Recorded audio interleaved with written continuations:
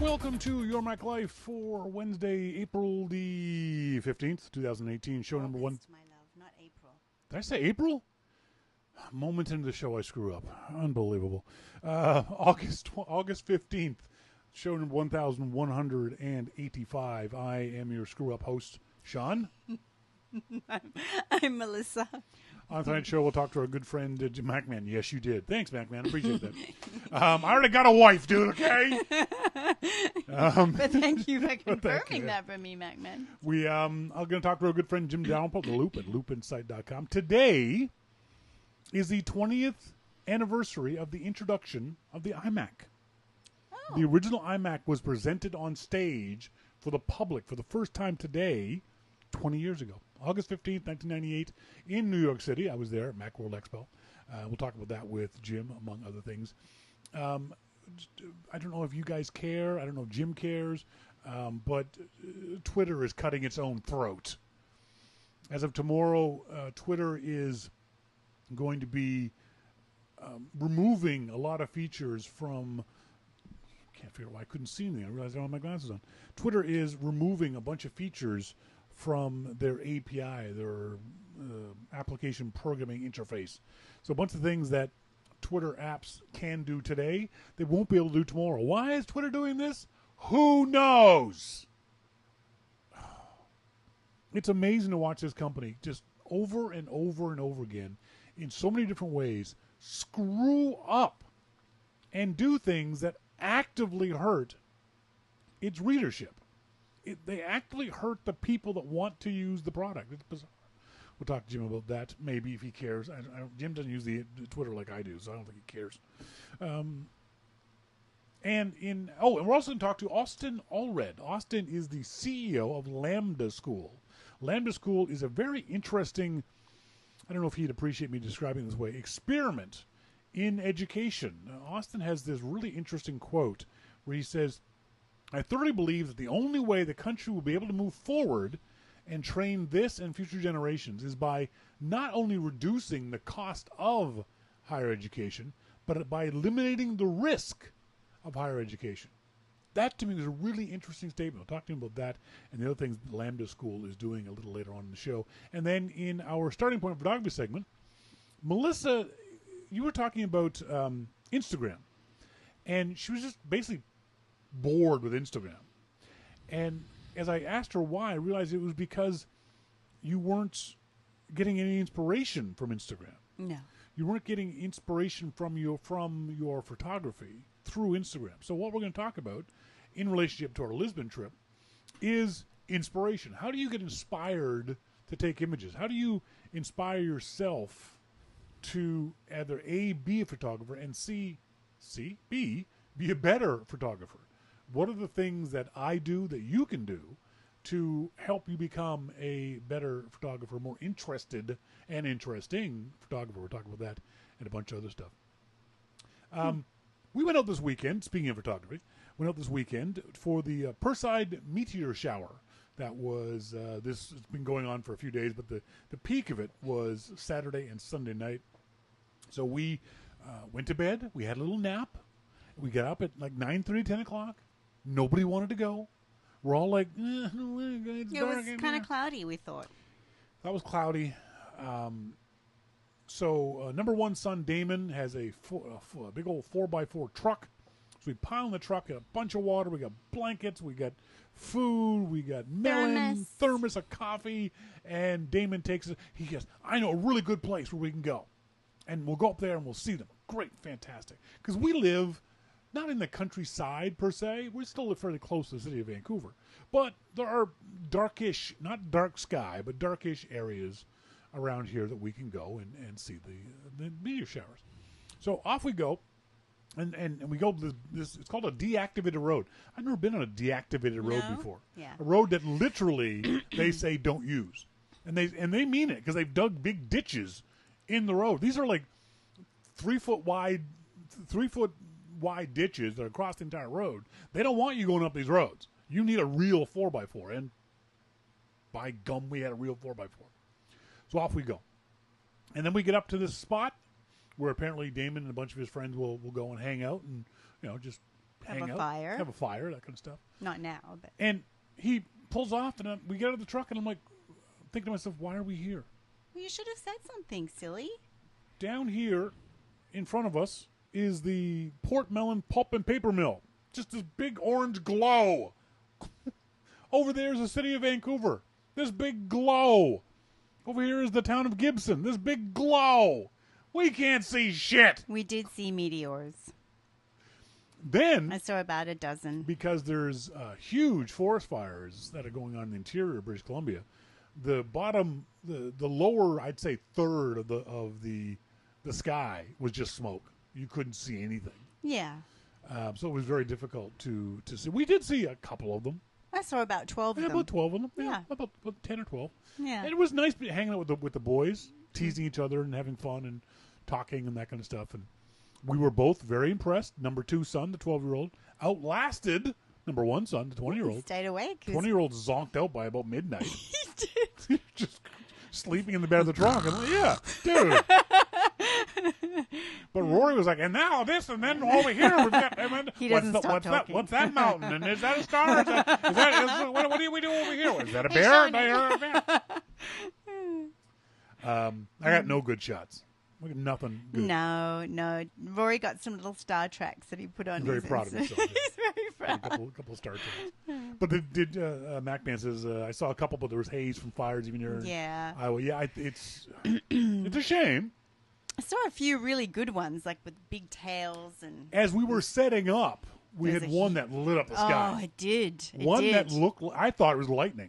Yeah. My first instinct was it. I had my back to it. It was so bright, I could see it. I thought, what, lightning? I turned. You guys were like, ah! Yeah, it was really big, very bright. Fantastic! This is going to be great. I know, right? It got us so hopeful. Like one every 10 minutes after that. Yeah. And that's speaking of inspiration. One of the things that I get inspiration from, we'll talk about this in the starting point photography segment, is stuff like this. Is going out and doing something I've never done before. I'm a city kid. And as a city kid, we never got outside the city when I was.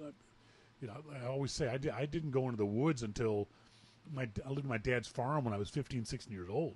So it wasn't something we ever experienced. And so new photographic experiences for me are inspiring. The other thing is new techniques. The Olympus M1, I did not know this. I thought I had read the manual, but apparently I didn't. Has these two interesting techniques. One called live timing, and the other is called live composition. And it's really interesting. Basically, what it does is you leave the shutter open, and it takes a picture every X number of seconds, you decide, and layers the light of the image. And in theory, what you do, use that for star trails. So you'd point your camera up to the sky, and it would take a star trail. It didn't work for me, but it's a technique that I thought was kind of cool and fun to try out and practice with. So that's one of my inspirations is new to try gear, new things, new technique, new places, and things like that. There's something else. Speaking of new gear, I finally got a chance to. This little dongle, you can see on top of my, it fits in the hot shoe of my camera. It's called a Spark, and it's kind of cool. It's something I recommend. Most photographers have some sort of remote cable release. You can buy a cable release that plugs into your camera, and you push a button, and it makes the shutter go. In low light conditions and dark conditions, you don't want to push the shutter because pushing the shutter will make your camera body move. So you want some sort of external device, and it runs off my iPhone. So the Bluetooth, this connects to the iPhone, and because there's a connection here, I can control the shutter from my iPhone. And I can do time-lapse photography, I can do HDR photography, I can do long exposure photography, or I can just do single-shot photography. And so it's kind of neat. You can set this up somewhere else, and rather than you being behind the camera, you set it up, you focus on a spot, and then you can just take pictures. You can be in the picture yourself. So that's kind of fun. The other thing I want to practice with Melissa and Rory is multiple exposures. The camera will excuse me. The camera will take 3 images, and so you can do multiple exposures. So imagine you take one picture, that's your background, and then someone comes into the picture on the right-hand side, take a picture, and then they move over to the left-hand side, you take a picture. So you've got a composite of the 3. It's kind of a neat, cool, fun thing I want to practice with Melissa and Rory. The MacMan says self-timer set to 10 seconds can work in a pinch for stopping camera shake. That's exactly right. Mm-hmm. There are a number of different ways of doing it. I like the remote cameras because a remote shutter as opposed to the timer, because the timer has to be, you have to push the button each time, every period of time. And for things like fireworks, when you and I were out shooting the fireworks, what I tell people is look at the spot where the fireworks are being shot off from, and you'll see a little puff, a little explosion. And that's the motor going off. And generally you got about 2 or 3 seconds after the motor goes off before the burst in the sky. So with these kind of remote triggers, if you set it for 10 seconds, you wouldn't get it. Even 2 seconds, you wouldn't get it. I much prefer to be able to watch that little explosion and then go 1001, 1002, push the button, shutter opens up, fireworks goes off, you get the image. But yeah, if you want to do self-timer with 10-second or 5-second, 2-second exposure, those work as well. There was something else. What was the other thing I wanted to talk about? In the starting point photography? No, or in general. I don't know. Right. You didn't tell me. Oh, I told you. You just don't remember. No, you really didn't tell me. I didn't. I always go, what are you going to talk about? You on the don't. show? And he always goes, I don't know. Later on in the show, we're going to talk. We're going to talk about these things. Oh, you brought one in. That's one of my favorite ones. I know. That's why I brought it in. We're going to talk about those in our starting point photography segment. We're going to talk about this. Inspiration and how this kind of stuff can inspire you. We're also going to talk to Austen Allred. Austen is the CEO of Lambda School. It's a very interesting experiment in education, mostly computer science stuff. So us poor liberal arts guys are screwed. It's a comp sci school, but it's a comp sci school that's kind of free.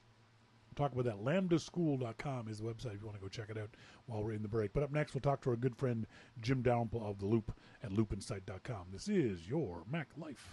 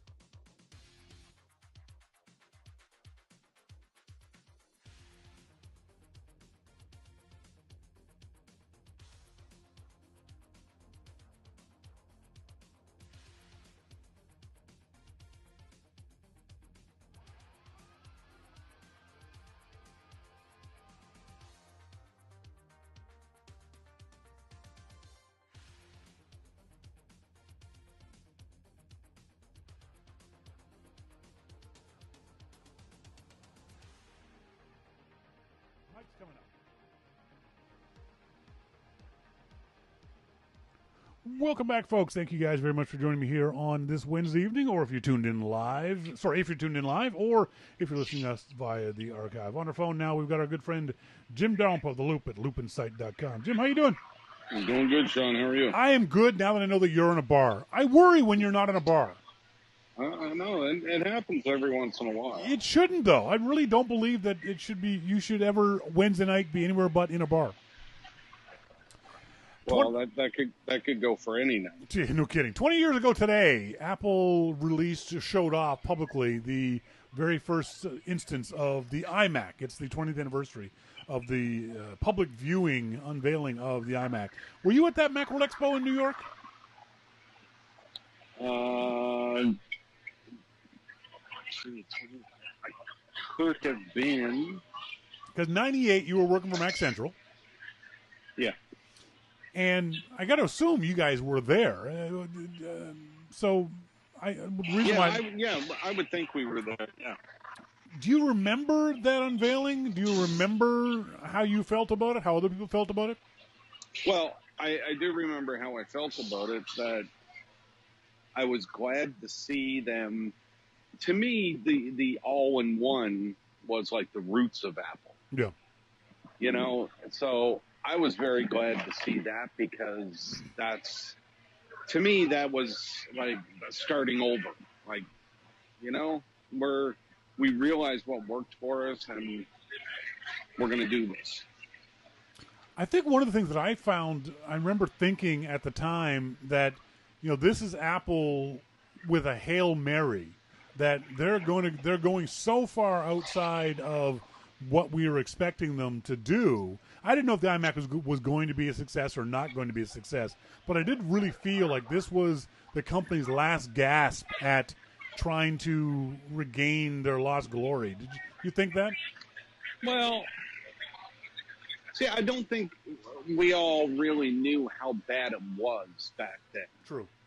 Until later on. So I didn't really think of it like that, but I remember this is when just after Steve came back and, what we knew publicly was that he was cutting all of these Macs and programs and products that weren't working and was going to really focus on things. And I thought it was a great focus because, like I said, it brought them back to what made Apple Apple at the time. It's interesting you say focus because I know for a lot of people, and I believe myself included, we thought it wasn't so much focus as it was just desperation. They had to get rid of all of the stuff that was weighing them down, the Newton printers and scanners and all that kind of silliness that the company was doing. And along with the weight of Steve Jobs, just the perception that we had of him at that time, there was a lot of people who thought, again, myself included, that this iMac thing is not going to have a floppy drive. It's going to have this new USB connection. Well, that's going to be a disaster. We all just thought this was, not all, but a lot of us thought that there was a market for the iMac, but I didn't believe at the time that it would be the market that it eventually came out to be. Yeah, and I don't think any of us could have imagined that it was going to be, the iMac of today and what it is. But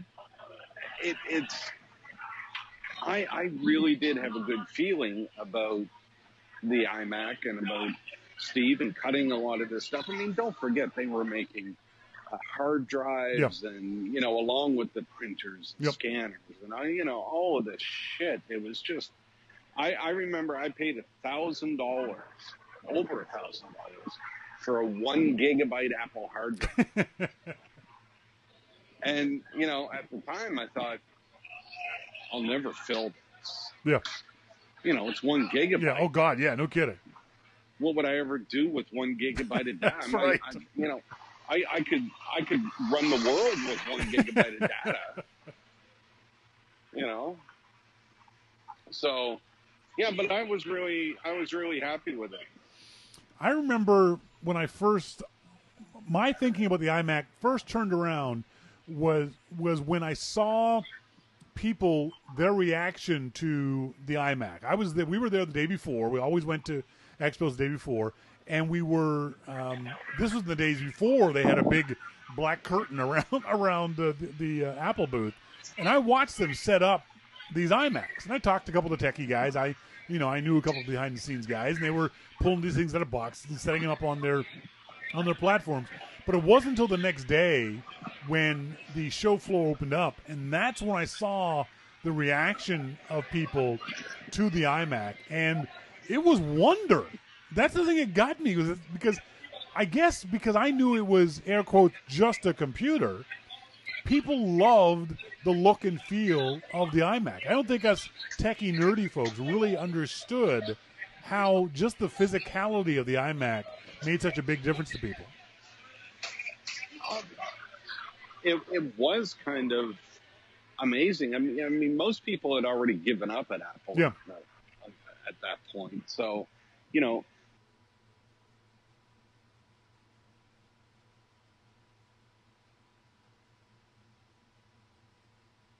Did I lose you, Jim?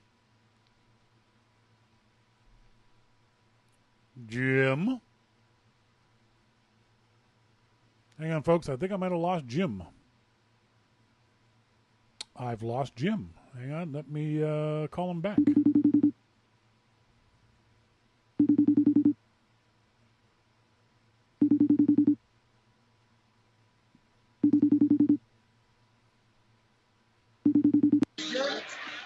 Hey, we haven't had one of those in a long time. What happened? I don't know. As Mo says, dive bar Wi-Fi. I'm not even on Wi-Fi. Oh, maybe that's why. That's why. That's right.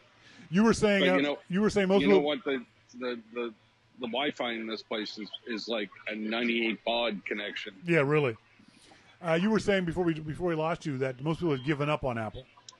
Yeah, I mean, Apple was starting off fresh at that point. Yep. They were, they really had no customers. They, nothing to speak of, not like now. Yep. There were us diehards, but we were the only ones. They had nothing to lose with trying this silly-looking computer. They really didn't. But, every computer that the success of Apple was based on these all-in-one old computers. Yeah.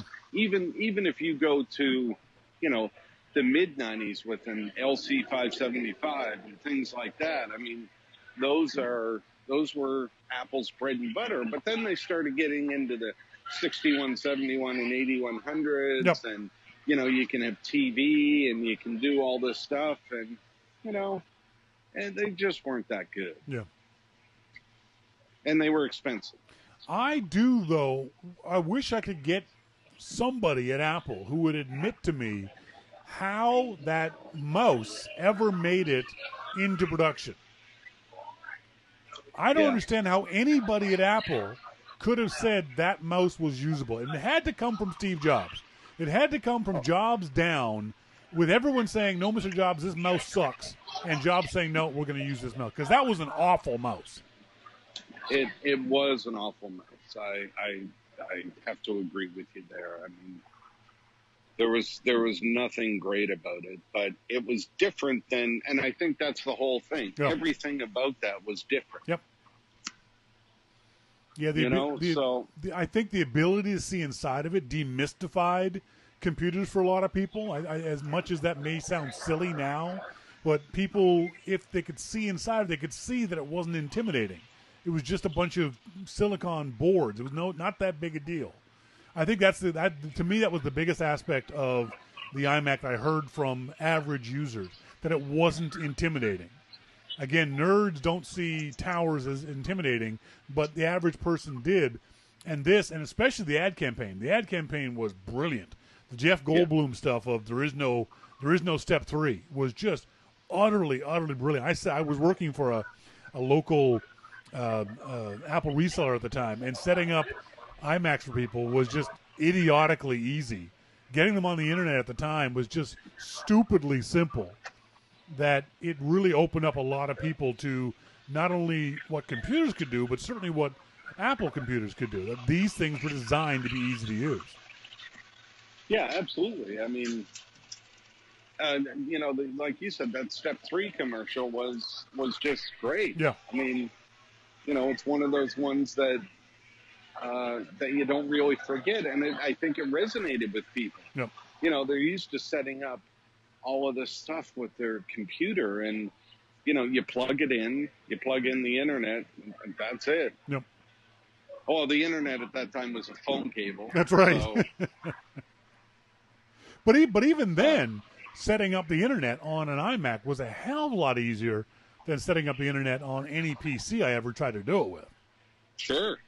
With the built-in modem and just plugging it in, and I think at that time, didn't Apple still have eWorld at the time? I don't remember correctly. Yes, I believe they still did have eWorld. And if they didn't, or maybe that was one of the things that Jobs shuttered right before that. Could be. But it was around there because, eWorld and AOL, that app for AOL were still all around on the Mac. When we started Mac Central, 94, 95, that was still all going strong. Yeah, if nothing else, even if eWorld wasn't around, the AOL app was, I think, on every single desktop of those iMacs, and that was really easy to set the customer up on. It was a no-brainer. It was slow, but it was a very user-friendly way of looking at the internet and accessing the internet, and it didn't look like that at all on any PC I ever worked on. MacMan says eWorld was axed in '96, so there we go. Okay, all right, so. Yeah, 96. Wow. So the evolution of the iMac to what it was to what it is now, as I've always said, the iMac, I believe, saved Apple. Apple would not be where it is today if the iMac had been a failure. But the iMac has a special place, I think, in Apple's heart, if not their bottom line. Can you see Apple at any point in time discontinuing the iMac? Well, I mean, we never know what's going to happen years down the road. For the time being, I can't see them discontinuing the iMac because it's probably one of their top-selling Macs. It appeals to basically everybody. Yep. From home users to pro users to graphics people, and it's powerful and it's very nice looking. It just appeals to everybody. So I can't see them. There will come a time, I think, when personal computers as a whole start to disappear. Yeah. And we start to work in a different way than what we are right now. Yeah. But I don't see that coming anytime soon. Yeah, I think the iMac is always going to have, at least for the foreseeable future, a place in Apple. It may be a place off in at the kiddie table. They may not develop it as fast or as radically as it will be in the past. But then again, like you said, I don't think we need those kind of desktop computers anymore. I don't think there's a real need for the average person anymore to have a great big huge 27-inch desktop powerful computer. If you could get a 27-inch iPad, that would be good for a lot of people. Right. I don't think we many of us need that kind of power anymore. Laptops have I'm pretty sure laptops outsell iMacs, and the MacBooks outsell the iMac. Would you agree with that? Oh, I think that's probably about right. Yeah. And I think there's going to come a point in time when Apple's going to say, you know what, the cost to develop the industrial design of the iMac isn't worth it anymore, and we're no longer going to be doing it. Certainly not every year or even every 2 or 3 years. I think it'll be good enough. As long as they're developing the software, I think that's going to keep the iMac moving forward. But I think we've seen the best that we're ever going to see out of the iMac itself from a design standpoint. Well, I don't know about that. We've seen a lot of things change with the iMac over the years, and more so than what we've seen change really with anything else. The laptops, functionally speaking, are basically the same. Yes. But the iMac has changed dramatically. So the iMac's design has changed several times over the years. They had a bunch of different colors, including some really ugly ones. Then they had the lampshade one, but it really hasn't changed from this all-in-one screen design. And I don't think it's ever going to, is it? I mean, this is the... Well, no, that's what an iMac is. Yeah, this is the perfect design, I think, for an iMac nowadays. This screen with a computer attached to the back of it. Yeah. Unless Apple... Go ahead. I can't see that part changing. No. I mean, what will change, will be the way that we compute, the way that we use all of this stuff. Yeah. I don't think it'll be the iMac itself. It might go through design change. It might do, some different things, but yeah. We've talked many times in the past about betas and why Apple does betas and how they do betas. I think this story was the perfect example of why Apple does beta. Apple removes group FaceTime from iOS 12 and Mac OS Mojave. You said on your story on The Loop, there's an interesting twist in the upcoming release. There must be a technical reason why group FaceTime isn't going to make the cut. Perhaps it's something they don't think they can fix in time for the fall release. I don't think this is all that big a deal, even though some people might want to try to make it that. I don't think it is either. Yeah, I think it's one of those features that Apple threw in there because they could, and then for some reason they're finding it's not working. There's not enough bandwidth, whatever it is. I think for me personally, I don't care. I don't know 32 people I'd want to FaceTime with, let alone ever want to use this kind of service. I think it's just one of those things that Apple threw in there because they could, and then they found out at some point 2 months later, oops, we're just going to pull it. I don't see it coming back. Oh, no, it'll come back. You think? Oh, yeah, at some point it'll come back and be released as a feature. But, it's good that they pulled it and that it will be released at some time in the future. Yeah. And like I said, the interesting twist about this to me is that was one of the features that had people talking at WDC, was group FaceTime. People seem to love that. And the work that Apple put in behind the scenes to make, if you start talking, your face becomes bigger on the screen. And, this awareness that the app had. So I really liked that. And a lot of people did. So it's interesting that such a big feature or a high profile feature was the one that got cut. So that must mean they're either having major difficulties with group FaceTime or they're having major difficulties with something else, and they need those people to work on it. That's an interesting point. Yeah, I hadn't thought about it along those lines, that they're pulling people off of one thing to go to the other. But it's interesting you say people were talking about it at WWDC. That was a bunch of nerds. I don't think average people are clamoring for a 32-person FaceTime. As to the fact when you start talking, it comes forward. Well, I've been doing that on Google Hangouts for 5 years now. It's not that big a deal. Well, I think that when a prominent feature like that disappears, then it's a big deal. Yeah. But is it like, holy shit, the whole OS sucks balls? Yeah. No. Yeah. It's this one feature. It may not even be this feature that is the problem. No doubt there's work that has to be done on group FaceTime. There's work that has to be done on the entire beta OS.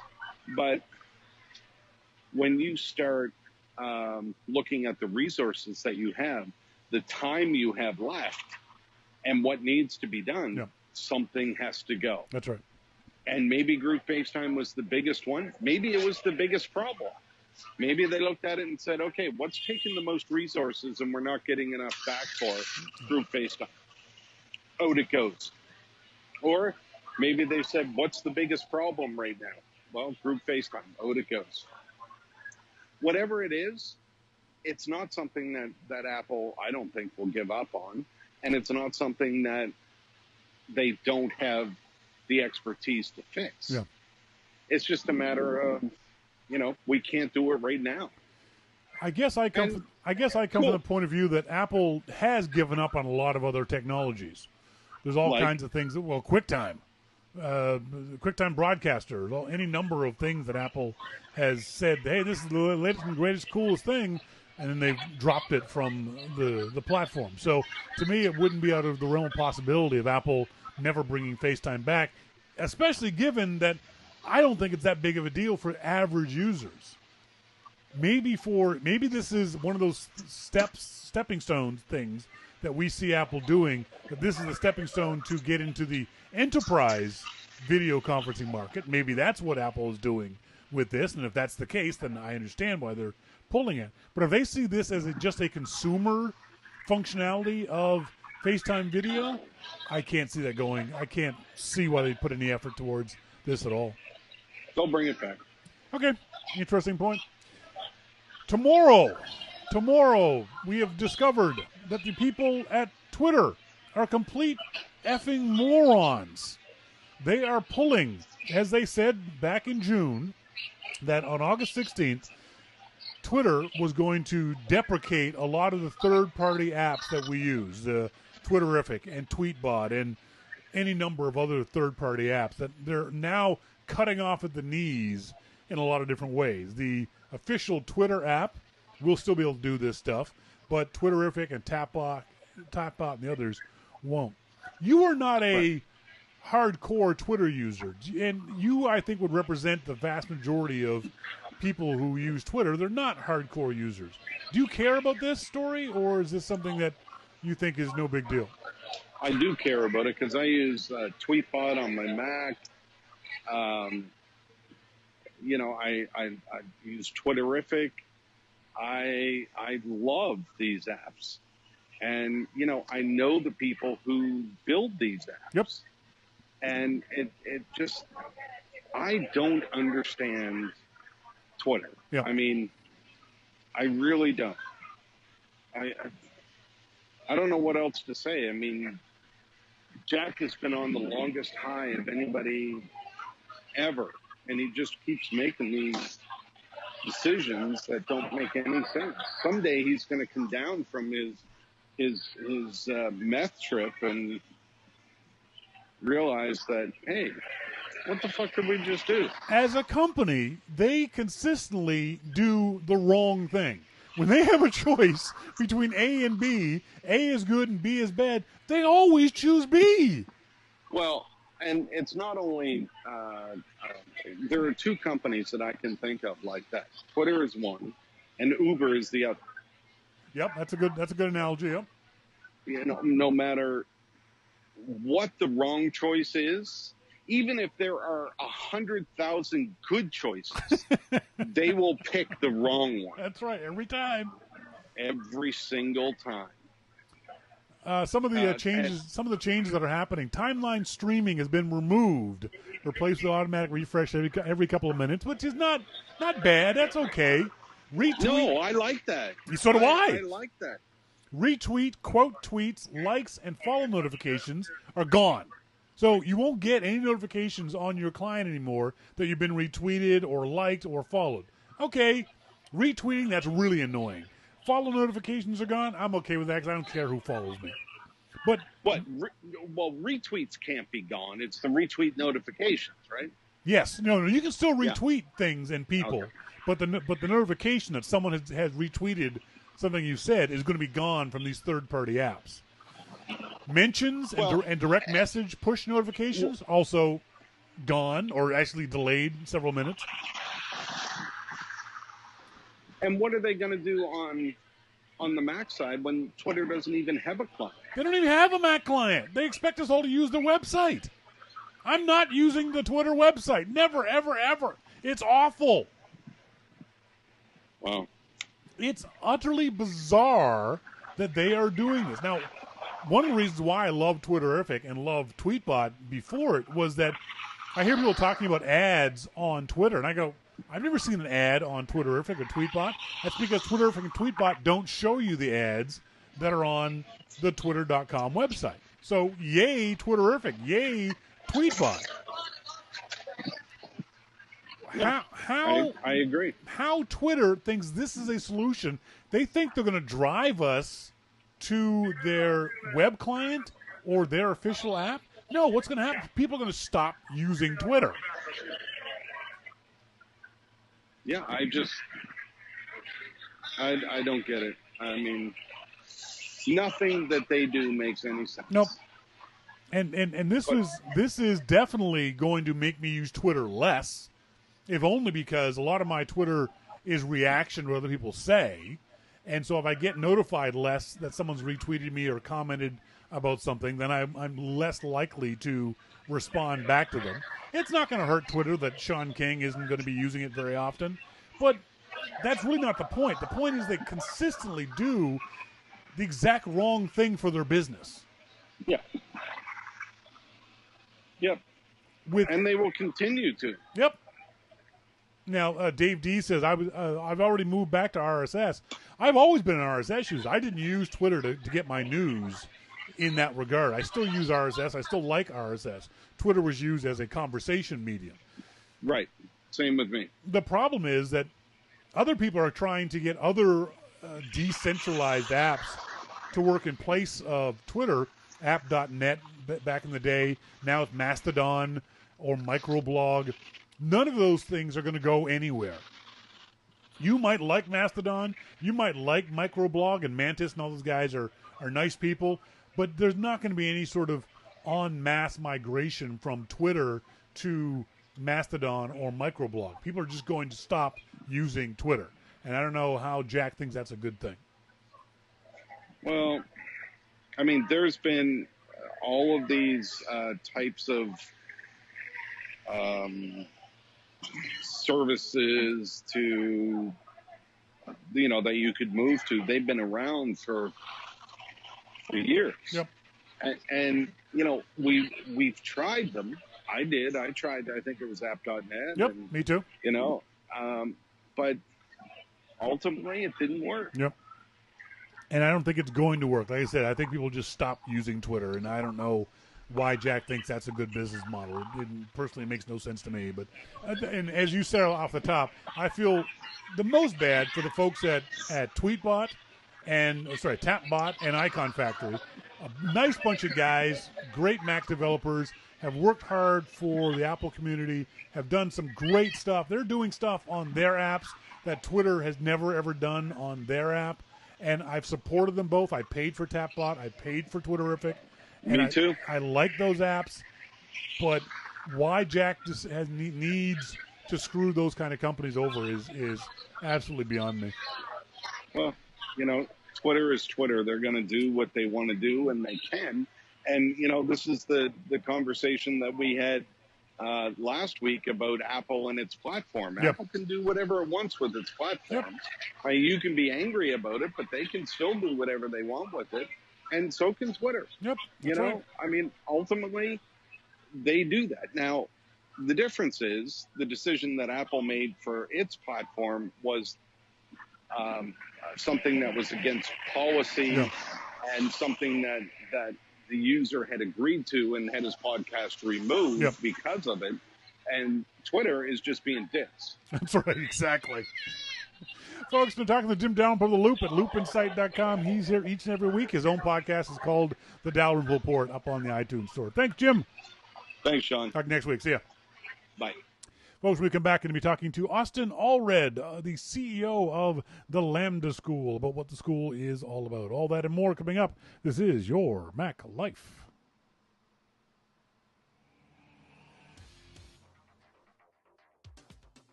Welcome back, folks. This is Your Mac Life. Thank you guys very much for joining me here this Wednesday evening, or if you tuned into the archive, via the archive. In our phone now, we've got our friend Austen Allred of Lambda School, lambdaschool.com. Austen, how are you? Good. Thanks for having me. Thank you very much for doing this. Now, I want to give some background to the audience. This was, I think, about a month ago. You posted on Twitter. Austen's Twitter account is Austen Allred, Austen, all red, all one word. He said, we're going to try an experiment. Our full iOS plus computer science course, 30 weeks, plus a MacBook you can keep, plus free housing in San Francisco for the full 30 weeks. You pay $0 until you're making $50,000 plus a year. Then you pay $17,000 of 17% of your salary for 3 years, capped at $40K. I read this tweet and went, all right, this is a scam. This is going to be a scam. There's no way this is going to work. Who is this guy? What the hell is Lambda? All right, so let's start from the beginning. What is Lambda School, Austen? Yeah, Lambda School. So we are an online school that trains people to be software engineers for free in exchange for a share of their future income. So basically, we take the risk on ourselves as the school that we can train people and help them get a job. And if we don't do that, then we don't get paid. And we think that's fair. How long has Lambda School been around? A little over a year and a half. What kind of background do you guys have that you feel you're able to teach me anything?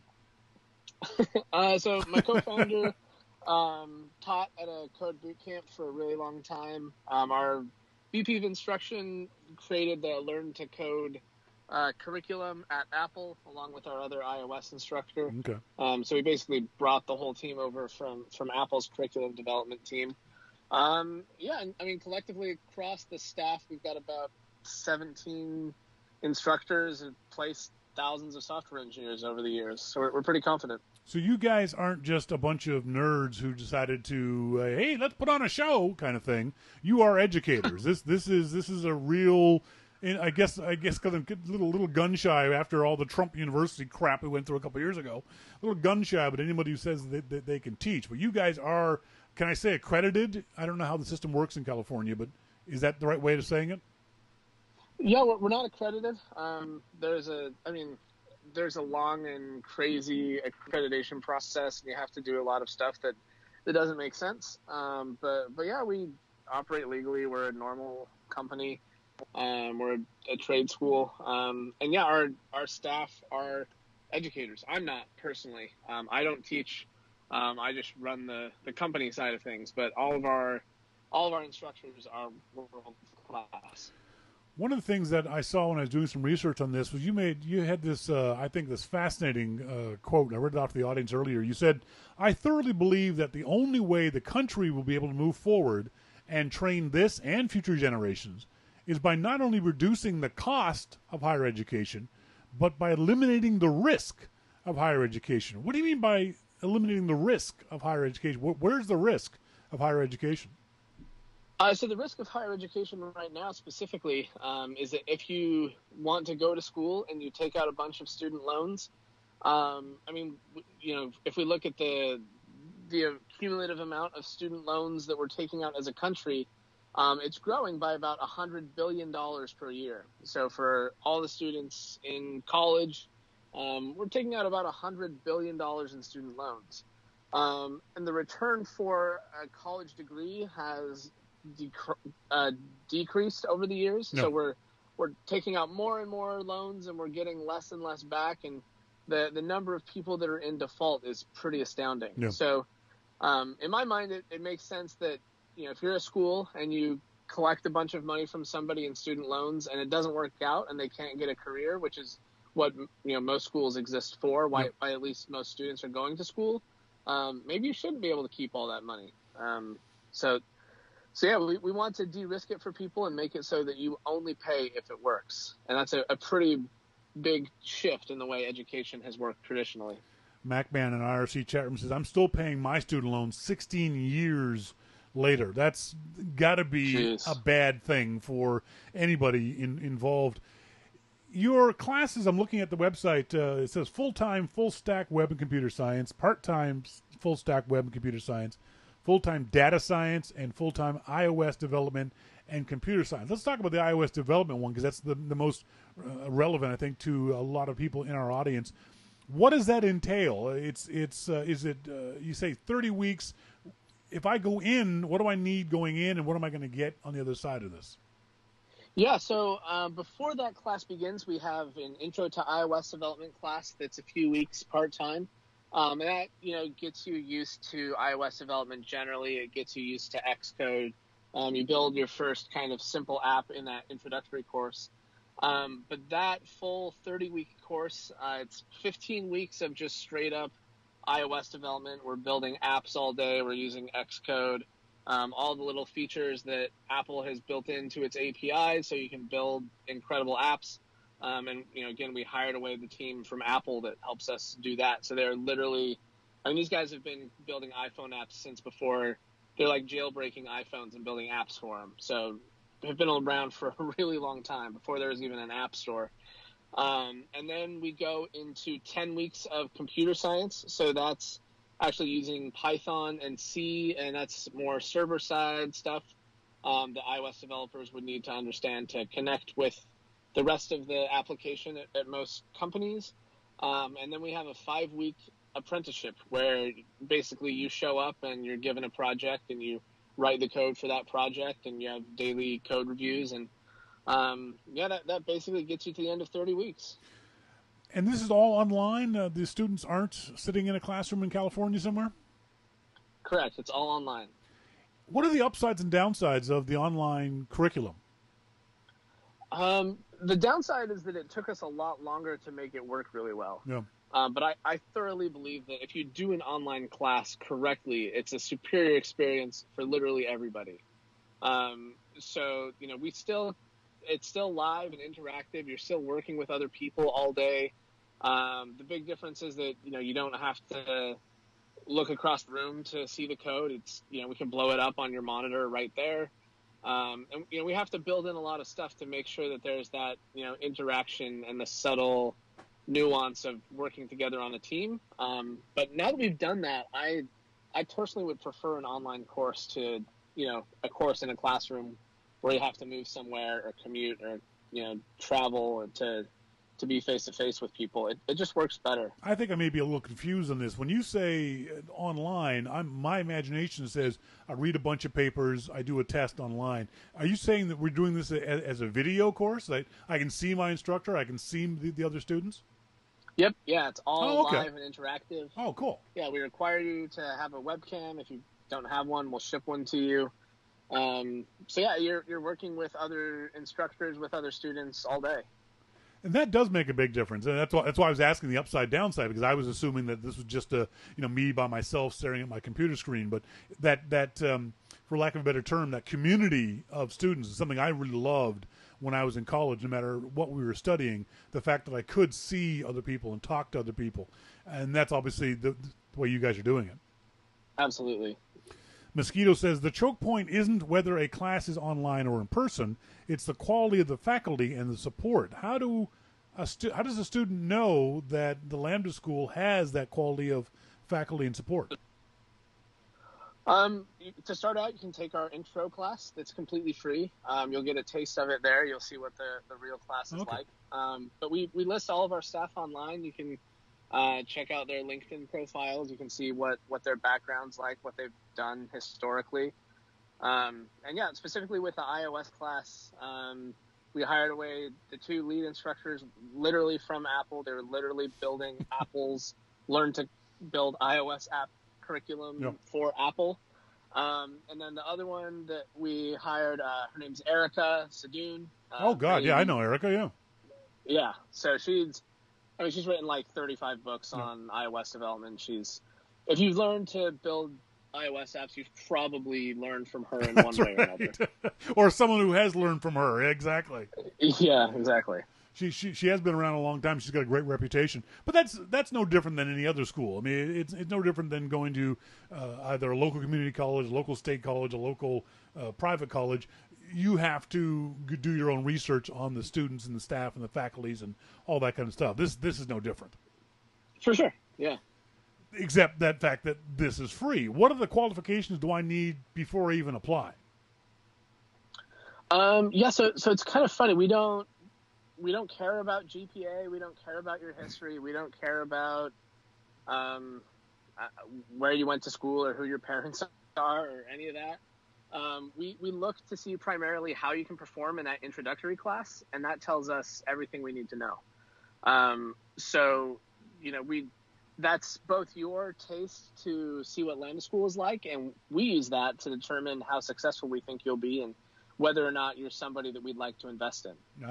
So the main things that we look for are how well you grasp the material, but mostly it's how disciplined you are and how much hustle you have and how much effort you're going to put into something. Because if, there are people that think that because we don't get paid unless you get a job, that you can just sit back and relax and it'll take care of itself. That's right. And that is definitely not the case.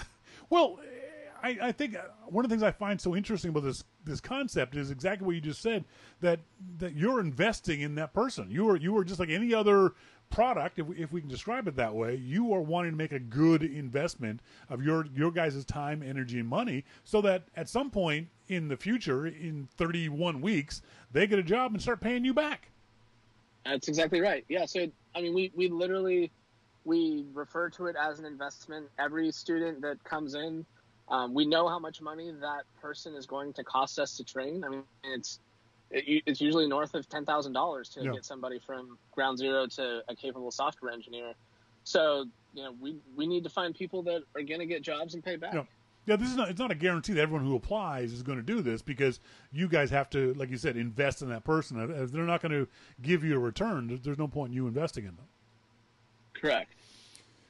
So that's different from a college or university. I went to Dalhousie University in Halifax, Nova Scotia, and I gave them X numbers of thousands of dollars, and they kind of literally didn't care after they got their tuition money how I did in school. It made no difference to the school, unless they were keeping track of their graduation rates. No difference to the school what happened to me after I left the campus of Dalhousie. But for Lambda School, it's kind of crucially important for you guys how I do after I leave the campus, isn't it? Yeah, our entire business is based on not only you doing well in class and learning what you need to learn, but getting a job and succeeding in that job. So, Lambda School doesn't even stop the day that you graduate. We have a full program and career support for helping you apply to jobs, helping you get into the jobs. We have staff for after you're in the job that you can come back to and, hey, my manager is saying this, what does this mean? Or I need to negotiate my salary, or I need to move jobs. Like, we're partners with you. We're investors in you, and we need you to be successful. So we put in the money and the effort that it takes for you to become successful. The concept of the school needing and wanting, either through altruism or through capitalism, needing students to be successful both during their education but also afterwards, I think is a really interesting idea. I had this brain thing. I'm calling this social capitalism. Where it's Sure. It's you guys are making money, but only if you help the student become the person they want to become, as opposed to, like I said, Dalhousie University. They've never contacted me in the 30 years since I left the school. They don't care, as long as I paid my alumni fees, they ain't give a rat's ass. We thoroughly believe in aligning incentives. I think that's the thing that I think about the most, how we can, because no matter how good-natured you are, there's no way we could have justified spending the millions of dollars that we're spending on helping people, after graduation. For most schools can't justify that cost, right? Yeah. But for us, it's very real. We can even model it out and say, okay, we think that our students will do better by X percent, therefore we can spend Y dollars, and it's justified. Does this only work in the computer science field? Do you think this could possibly work? I was a poli-sci reject in college. Could this work in other fields, or is this somehow unique to comp sci? I think it absolutely works in other fields. I think comp sci is the easiest place to start, because that's where, we see people. Just yesterday I was talking to a student who's never made more than $15 an hour in his life and got a job for $85K. Like, and you can have that kind of swing regularly and predictably in 6 months. Yeah. That's insane. Yeah. That said, other fields might not be quite as insane, but if you hand me somebody that's making $15 an hour and they're of average or above average intelligence and they're willing to hustle, I know I can get them to more than $30K a year. Yeah. Right. I don't know what that is, but there's so much untapped potential. So, we view it as, underutilized human capital. Yeah. So as long as there are people working for less than they could be making, there are tons and tons of opportunities in all sorts of fields and specialties. And from a sheer capitalism point of view, programmers, coders of any stripe, including especially Mac OS and iOS, are in huge demand in Silicon Valley right now, aren't they? Yeah, it's absurd. I think I read somewhere the starting salary is somewhere north of $75,000. Yeah, I see students that with no degree, no experience, all the time, 85, 90K a year. Yeah.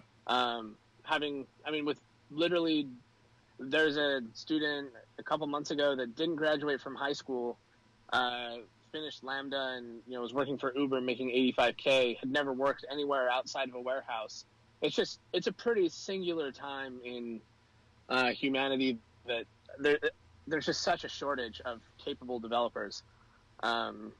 It's crazy how wide open that door is. I think the other aspect of this that I find interesting is because you don't rely on someone's GPA or what high school they came from or what two-year community college they came from, it's open to a lot more people. That sort of strict route that so many people go through, and so many people fail for any number of reasons, you aren't following that same path from your intake of students. You can take anybody who you guys feel is capable. It doesn't matter if they, like you said, didn't even graduate high school. If you think they're smart enough to grasp this stuff, you're willing to make that investment in them.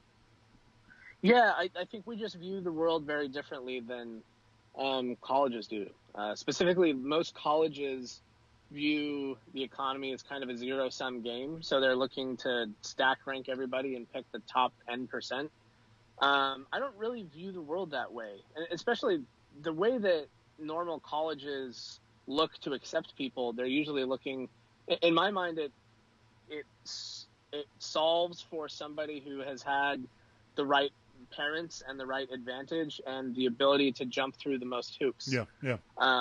And I don't think that's correlated to potential. I mean, maybe it's correlated to potential, but it's certainly not causational with one's potential. So we're just looking for, our closest proxy to will you be able to learn this stuff and stick it out in the class is will you learn this stuff and stick it out in the class. Yeah. And that maps really closely. Yeah, and that's why I was asking about liberal arts, about how, does this model work in other situations? Because I still remember the story I heard of Michael Jordan gets into a cab in North Carolina. He's going to an alumni thing in the University of North Carolina, and the cab driver says to him, "I went to UNC because of you." And Jordan said, "Oh, really? How come?" He said, "Well, because the geography department of the school said the average graduate of the geography department of UNC made $125,000 a year." Well, they were factoring in Michael Jordan's salary. They were factoring in his money. I heard the same thing about the international relations program when I was there. They were factoring in Steve Young's salary. That's right, exactly. So we tend to use median salaries as opposed to mean. And so what happens is it skews the education, and it skews the reason why you're going to school. And one of the problems that I think we have with education nowadays is that you have to get an education in order to get a job, a high-paying job. Mm-hmm. If you're going to spend $100,000 on a school, you better be making $100,000 on the other end. You can't do what you, air quotes, love. You can't do what you're interested in, because that's not going to pay enough on the other side. Now, I know Lambda School doesn't solve that problem, and it's not designed to solve that problem, but at least it allows people to go into school doing something they love, and not just because that'll get them a good job or because their dad paid for their schooling. Yeah, I mean, I think it makes sense to understand what the expected return is when you study stuff, right? Yeah, yeah. And you can plan your life accordingly. I mean, and the hard thing is, when I say stuff like that, people are like, "Oh, you don't want poor people to study the humanities or whatever." Yeah. I have no problem with the humanities. I think they're great. I read more than most humanities majors do. But I think that you should enter with your eyes wide open, right? And just being aware. I mean, if I have one more friend that ends up with $100,000 in student loans working at Starbucks, I'm gonna go crazy. Yeah, and again, I don't want to make anyone think that Lambda School is going to solve this problem, but there are, as you said, there's so many people out there who are nowhere near their potential for any number of reasons because they couldn't afford to go to Berkeley or Stanford. They may be smart enough to go to those schools, but they just, for whatever reason, didn't have the money, didn't have the connections, or whatever it might be. And they'll be just as good a programmer as some kid who comes out of Stanford. And at least Lambda School is making it possible for those people who are undercapitalized to be able to go to school. What is your success rate? Is there a percentage that you can give us? Is it 90% of people who come in, leave, and you get their money back? Can you give us some data about that? Yeah, right now it's 83%. Within 6 months have a software engineering job where they're making $50,000 a year or more. Mm-hmm. That's a little bit low because we have some people that started companies and they're not quite to that level yet. They will be. Our goal that we're working on is we want to get 90% of students to that level within 90 days. Okay. So we've hired a team to make that happen. We're putting programs in place. We've hired a team to reach out to employers and make sure that we have all the warm connections we need. And that's the goal, 90% within 90 days. What kind of pressure, either intentional or not, does Lambda School put on me 6 months afterwards if I'm not making $50K a year to pay you guys back? I mean, we want you to get a job. Sure. I mean, there's no, we contractually and legally and morally, you don't pay us back if you're not making $50K a year. So 6 months later, I'm working for $40,000. I'm underemployed, but I'm happy. I'm enjoying myself. I got a dog, a little apartment. I'm not going to get a call from Austen going, "Dude, get off your ass." No. I mean, I think you probably want to start making 50, and we'll do what we can to help you. But we have students that take. We had a student that took an internship with a really good company that, annually comes in at less than 50, and you'll get there. We want you to be happy and successful, and I think our interests are aligned there. Yeah. I think that just goes without saying. If you're happy and successful, you'll eventually make the money that you want to make, and eventually make the money that Lambda School wants you to make, so they can get their investment back. Monty in our IRC chat room says, "What's the average age of students for Lambda School? Are we talking high school, junior high school, or sorry, not junior high school, junior college age, 30s, 40s? What are we looking at?" There's a pretty broad range, and we had a student yesterday that I think he's 47 and got a job. We also have students that are right out of high school. I'd say the average is probably late 20s, early 30s somewhere. But again, I mean, we have 50-year-olds in class right now. I think we have a 55-year-old is probably the oldest. Yeah. And an 18-year-old is probably the youngest. So pretty broad spectrum. And having gone to school with age groups like that, I think that's a better way of doing it. Going to university at the age of 18, where everyone else is 18, is a whole different environment than going to school at the age of 21, when half the people are under your age and a percentage of them are over your age. I think that's a better mix of socioeconomics and people and personalities than if it was a classroom full of 18-year-olds. Yeah, it's definitely a wider variety of life experience. I mean, if your goal is to find a bunch of people to go party with, that's probably not the ideal. That's right.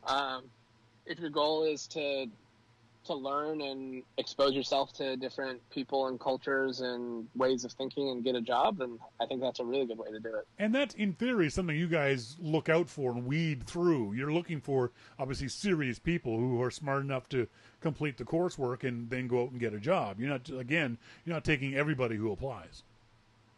Yeah, I mean, we don't. If you apply and you say, "Yeah, I'm looking forward to partying," Lambda school is clearly not the place to party for a variety of reasons. It's just wouldn't be very fun to be on a video chat drinking with all your buddies. Yeah, no kidding. Our friend Monty in the IRC chat room says 55, huh? Maybe I'm not too old then.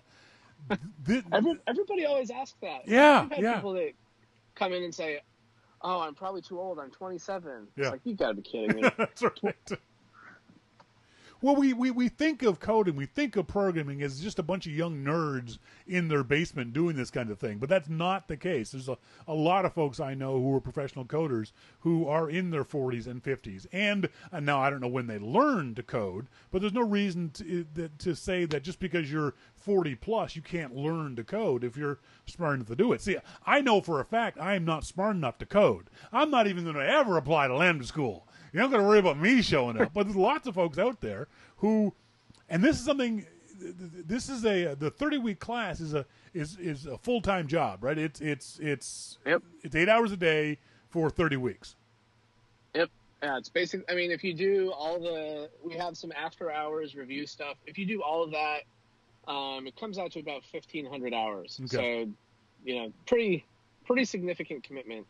But the thing that I would say along those lines is a lot of people have in their minds that the computer programmer is the autistic guy in his basement that's been programming computers since he was 11. Exactly. I mean, that definitely exists, but it's a very different world than a world where you had to be programming on punch cards and you had to spend 50,000 hours before you could do anything useful. Yeah. I mean, they're modern tools and technologies, and it's really, I thoroughly believe that anybody of average intelligence and a lot of drive and a lot of grit can learn to program. I mentioned off the top the tweet that got me interested in talking to you. Folks have been talking to Austen Allred, the CEO of Lambda School. Lambdaschool.com is the website.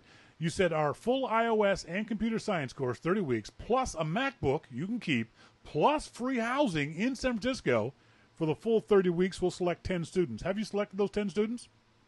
Yeah, we've selected 4, and we're waiting on another house so we can select the next 6. But yeah, we've got 4 in a house in San Francisco right now, hanging out.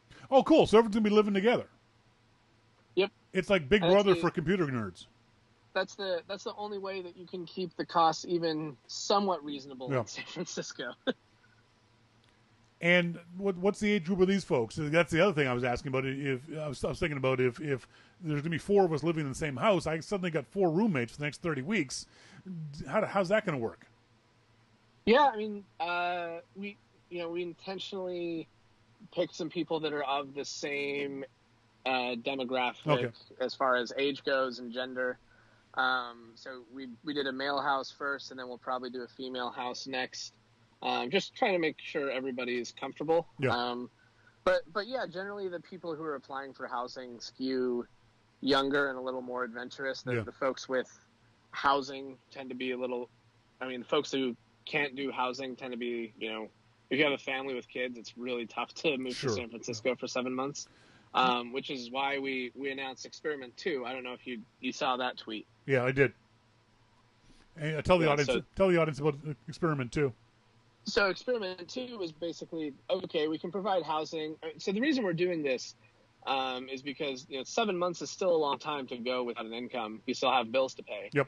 So we said, we can cover housing for people, and then we'll just put on more time on the income share agreement at the end, enough that offsets.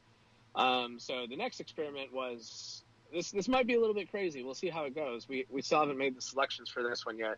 But instead of moving you out to a house in San Francisco, what if we paid you $1,000 a month so you can quit your job, focus entirely on programming, and we'll eliminate all of the distractions.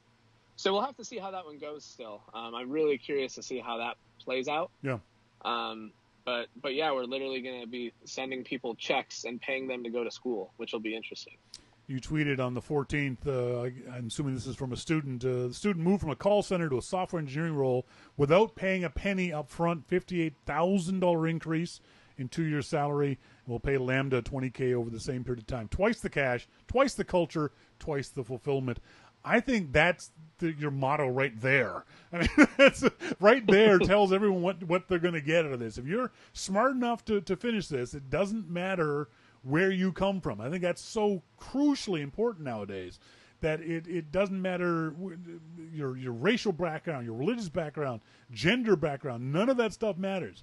If you're smart enough to get in here and the folks at Lambda School accept you and you complete the coursework, they're going to help you find a job that pays you $50K, and probably, and you correct me if I'm wrong on this one, Austen, you might not have to move out of wherever you live now, because there are programming jobs not only around America, they're both in your town, but also there's a lot of programming jobs are remote, aren't they? You can still be in Miami and work for a company in San Francisco.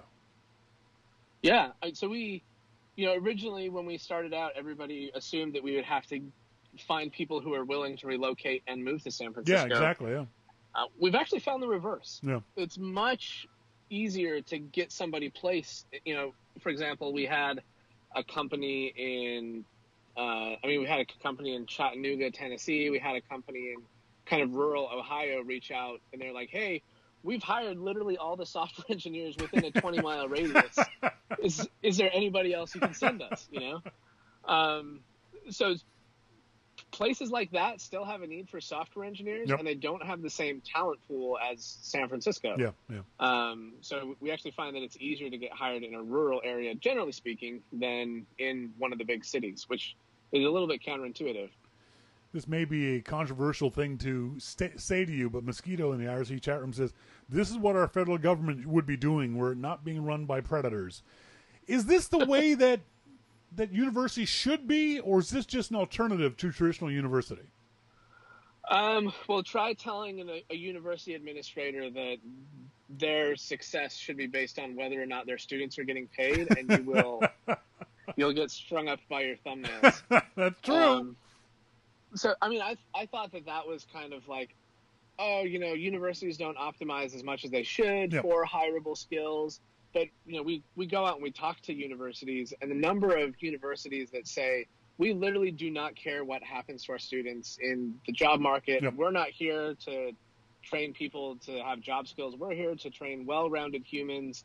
And for some reason, that happens to be correlated with people getting a good job, probably because, we have the best humans coming out. Yeah. And you're like, but no, you trained him to be a chemist, and now he's a chemist. That's how that works. That's why most students are here. Maybe not everybody, but if you ask 9 out of 10 people why they went to college, it was because they thought they had to do that to have a career. Yeah. So I think it's a misalignment of what people are going for and what colleges think they're actually providing. I certainly think there is a place for the traditional college, certainly for community colleges, for those folks who can't afford the big state schools or private school. I think there's a place for different kinds of levels. I would certainly like to see a much more of a focus on this Lambda school idea, where, as people are saying, they don't have $100,000 for student loans the day they graduate. That's insanity in our culture nowadays. You shouldn't be paying 16 years later for your student loan, as MacMan is. That's utter insanity. My wife is from Australia, and it's interesting. When I mentioned this interview to her, she was like, yeah, that's how we do it in Australia. That's how it works. That's how it works. You don't pay anything to go to school, but when you get out of school and get a job, the government takes a small percentage of your salary. That's fair. I would have no problem with that. But we've got to completely twist it around. I don't know if it's ever going to change, but I like the idea that Lambda School is doing what you guys can to make that change. Folks, I've been talking to Austen Allred. He is the CEO of Lambda School. Lambdaschool.com is the website. You can find out more information about what they offer there. I'd really like to see some folks talk more about this. I think this is something that the online community can get behind and discuss more. Because like you said, there's all kinds of jobs out there. It doesn't matter what age you are. Monty, go to lambdaschool.com and see if they've got something for you. I really like this idea. Austen, thanks very much for taking the time to talk to me. I really appreciate it. Yeah, thanks for having me. We'll talk to you soon. Thanks. No problem. Bye-bye. Yeah, it's a really interesting idea. I just love the concept behind this. I think this is I don't think it works for everything. It certainly wouldn't work for me. I was a poli-sci major, and there was no way that I was going to be able to get a job and have it pay this level, that would make it worth the while. But for those who can, this is great. This is, I think, a brilliant way of optimizing the education, that you go in without having to worry about how you're going to pay for it at the other end, that your school is going to pay for it. It's going to get paid for. So I like the idea of Lambda School. LambdaSchool.com. When we come back, we're going to talk about inspiration in your photography. How do you get inspired to take more, better pictures? All that and more coming up. This is Your Mac Life. Hello, my name is Melissa King. I'm Your Mac Life's official spokes Australian. As Shawn begins his 25th year of broadcasting on the internet, he has asked me to say a few words to you all. Send money. What? Why not? More? Okay. When you listen to Your Mac Life, you'll notice there are no ads, no commercial breaks, no 5-minute ad reads for products you've already bought or have no interest in buying. That's because Your Mac Life is entirely listener-supported, and not even listener-supported via a paywall or a subscription service. It's simple. If you like Your Mac Life, you can pay for it. If you don't want to pay for it, you don't have to. You can still listen. But we'd really like it if you did. On the Your Mac Life homepage at yourmaclifeshow.com, on the top left, there is a subscribe to YML box. You can send any amount you'd like each month automatically from your credit card or PayPal account. It's set for $2, $5, $10 or $15, but you can set it for any amount by clicking the donate button. The best part is you'll barely notice it. It's $2, but it makes a huge difference to us here at Your Mac Life. It means we can pay for website hosting, internet access, new computers and software to run the show on, and so much more. So, if you like Your Mac Life, please subscribe. $2 will make a tiny dent in your wallet, but when enough people subscribe, it makes a huge difference to Your Mac Life. I'm Melissa King. Thank you.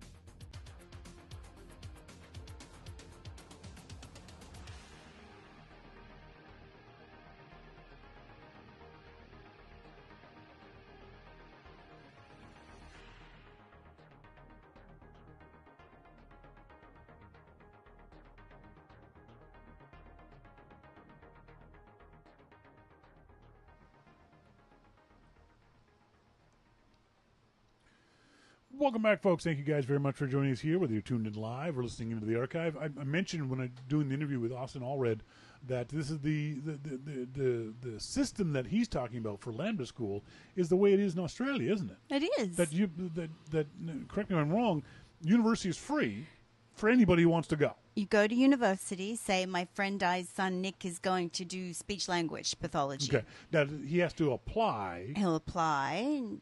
Does anyone get turned down? Do all the work. Well, you would have to qualify for whatever program you're going into. I still need the GPA requirements. I still need the prerequisites possibly that you'll need and whatever else. Interview. I had to do an interview to get into university. So for me, a poli-sci student, it works for any discipline. Doesn't matter. To my no, in Australia you go to school, and then when you qualify and you graduate, after a time you pay the government so much money out of your pay. No matter what job you get. But if I end up slinging fries at McDonald's, they're still taking money out of my check. They take it prorated on what you're making, I believe. Is it a large chunk? It's 17% for Lambda School. What is it for? Well, no, I don't know.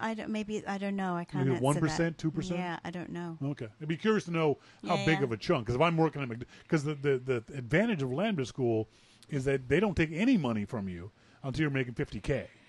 Yes. And then they take 17% after that to a maximum of $40,000. Whereas it sounds like what you're saying is a year after I graduate school, if I'm working at McDonald's, they're still going to take a percentage of it. But that may not be, but it may be less. Sure. Than if you were working as a speech-language pathologist and making, 80 to 90 grand a year. Well, I think it's one of the problems that we have in Western society is this idea that of if you want to continue education, you got to pay a shitload of money for it. For a lot of people, smart people, they never go to university because they can't afford it. Mm-hmm. I mean, I never finished my degree because I couldn't afford it. Mm-hmm. I was a good student. I was a smart student. I loved the hell out of what I was doing. Mm-hmm. But I didn't have $10,000. And should it have been related to that? In No. that fourth year? It shouldn't have been. You should have been able to finish and then get employed, and if you needed, pay the money back. I was a straight A student. Now, granted, the job I was going to get, maybe I would have ended up in the same place I am now, but at least I would have finished that degree. Yeah. And had the opportunity to go and do something with the degree. Well, it opens doors. Yeah. Some places wouldn't consider. Even now, my degree now is a master's entry level. So, and like Austen was saying, I think for the better, but better or worse, the school then helps you get a job. yeah. Because it's to their advantage that you get a job. That's right. So they're motivated to Whereas Dalhousie University doesn't give a rat's ass about me. get you. No. Once I paid my tuition, It's like, nah. they didn't care if I went to class. Made no difference to them That's at right. all. That's right. Once they got their money, Yeah. they're literally, after, let's say I went to school for the whole 4 years. Uh-huh. At the moment that they hand me my diploma, they don't care. They want my True. alumni fees, and that's it. It kind of is true. It's very sad. And it's funny that it makes universities a for-profit, but for-profit on the front end. Yeah. This Lambda school is for-profit. But Well, it's an for-profit. investment. It's for-profit on the back end. Mm-hmm. I don't know if you heard MacMan saying he's still paying off his student loans 16 years later. Oh, my God. Oh, That's just ridiculous. seems so oppressive. Utterly ridiculous that takes that long. Yeah. And as Mosquito said, this is what our federal government would be doing were it not run by predators. That's also part of the problem, too. It is. Is because of that system where they get their money up front and it doesn't matter how you do, it enables things like Trump University to scam Right. people Right. and to rip them off. You give me $35,000 up front, I don't care if you graduate. Right. I get the money in my bank account. I spent it. Whereas Lambda School, they care very much how you do in school. They want you to succeed.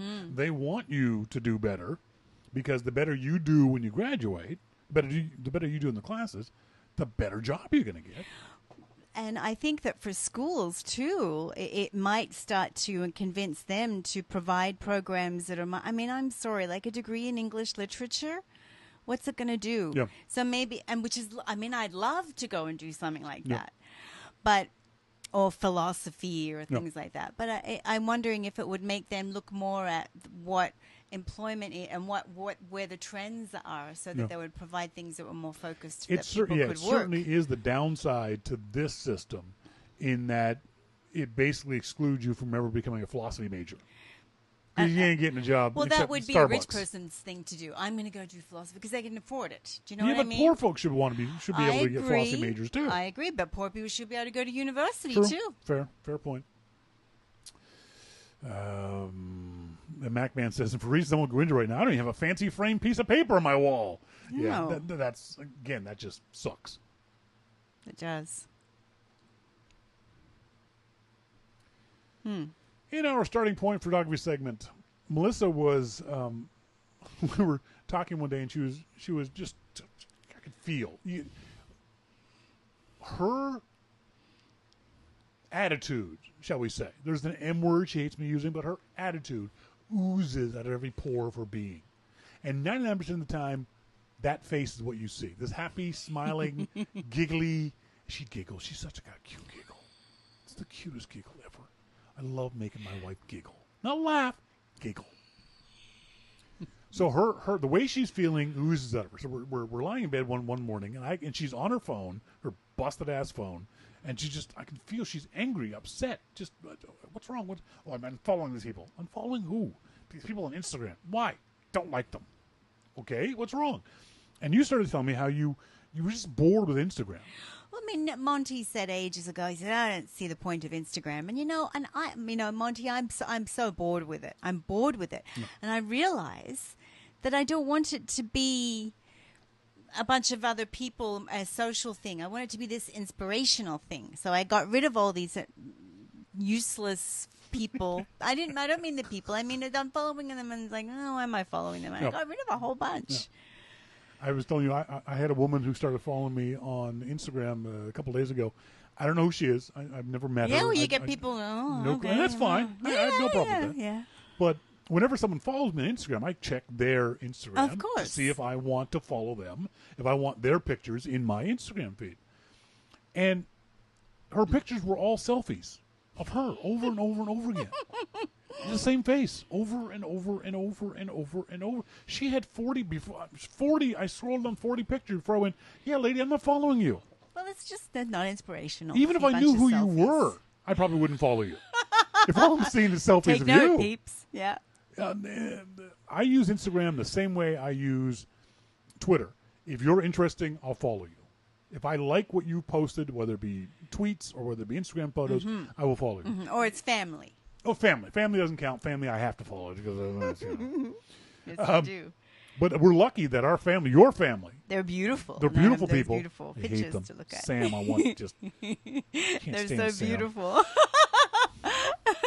But Sam and Linda and Taz and Travis. Travis are gorgeous people. But they're also really good photographers too. Beautiful photography, beautiful family life. So I love following them. Yeah, I do too, very much. And then Jillian and the twins and Zane and Nash and Koa, beautiful people. Just love seeing those little faces. Little gorgeous faces. So those I all follow. Yes. But otherwise, you've got to, and this is something I said to you, on my Instagram, you've got to inspire me. You've got to make me want. I've always said that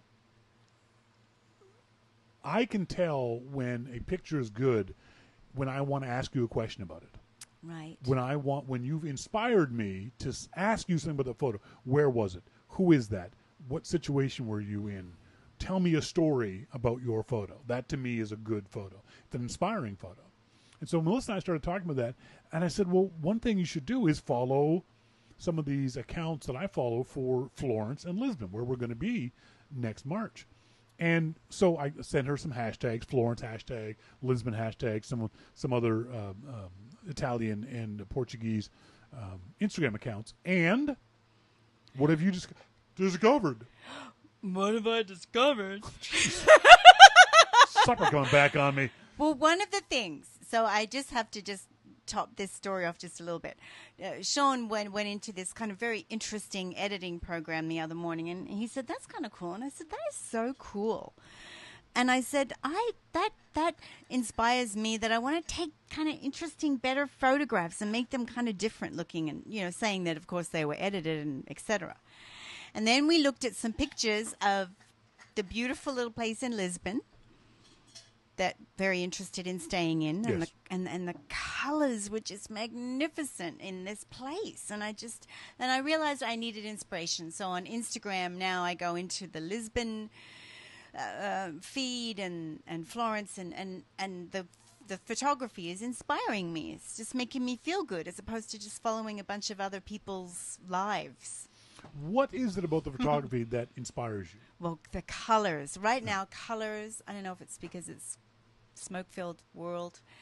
Colors. I just want to surround myself with colors. Yep. And Portugal, or Lisbon particularly, has beautiful colors, just inspiring. And when we got these tiles today to put in our kitchen, and it's all very colorful. That is definitely, when we were talking about this and wanting to do this segment, the basic idea of what inspires me, you, other people to want to A, be a photographer, and B, take interesting photographs.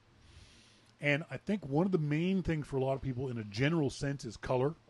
Color, as human beings, our eyes are naturally attracted to color. Yes. So it would only make sense that it would be inspiration for our photography. I think shape is something for me personally that really attracts me. Curves, lines that move through things. We've talked before about the idea of curved lines in your photos and leading lines in your photos. In general, People inspire me. I really, really, really like taking pictures of people, and I wish I was doing more of it, just street photography. Oh, characters, people that... Well, I've always said that... Not posed. Yeah, street photography, exactly, on pose stuff. I've always said that everybody, not everybody's handsome, not everybody's beautiful, but everybody, and I have yet to find somebody who this is not true of, I believe, and this is my personal belief, that everybody has an interesting face. I agree. And it's your job as a photographer, and hopefully as a good photographer, is to see the interesting thing about their face. It might just be one eyeball. It might be just one position that they happen to be in. It's your job as a photographer to not only see what's interesting about them, but to capture it too. And that's where a big challenge comes. That's one of the things I like, is that challenge. Maybe it's that light in that moment. Maybe it's the way their head tilted. Maybe it's what they're thinking, that they're happy or sad or angry or whatever it be, that makes their face interesting. So those are the three things for me: color, shape, and people. And it can be different for everybody. And where to find that inspiration is one of the problems that we have, is that we don't travel as much as we should or would like to. We got 9-to-5 jobs. We get 2 weeks vacation a year. I don't get to travel. I don't get to go and do the things that I want to do. One of the things I've done with my photography groups is this thing called be a tourist in your own town. And do that. Especially if you live in a touristy town. You live in San Francisco, you live in New York, live in Chicago. Go and do touristy stuff and see what the tourists see, and look at your city from a tourist point of view. Don't be a tourist, because they're annoying. Don't dress like a tourist. But go and see what tourists see. My favorite example is here in Vancouver. There is these groups, and I think they're in Toronto too. They're called the Tour Guys, the tourguys.ca, and they offer free walking tours of areas of Vancouver. And for the last few years, I've taken a group of people down to one of the walking tours of Gastown. If you know anything about Vancouver, the original area of the city of Vancouver is this area called Gastown, right down on the waterfront. And it's not very old. It's late 1800s, early 1900s. So for you Europeans, it's like, that was yesterday. But that's the old section of Vancouver. And going through there and listening to a tour guide talk to tourists about the history of Gastown, about that building there is really interesting because of this. And Gastown's an area, when I was in college, we went every weekend. We didn't care about it. It just happened to be where the bars were, We didn't look at the buildings or care about the history and else like that. But walking around with a bunch of other tourists and listening to the stories of Gastown was really kind of cool and inspiring. It made me take pictures of the area. I did not know this about this building. That's really interesting. Or this alleyway. There's an alley in Vancouver called Blood Alley.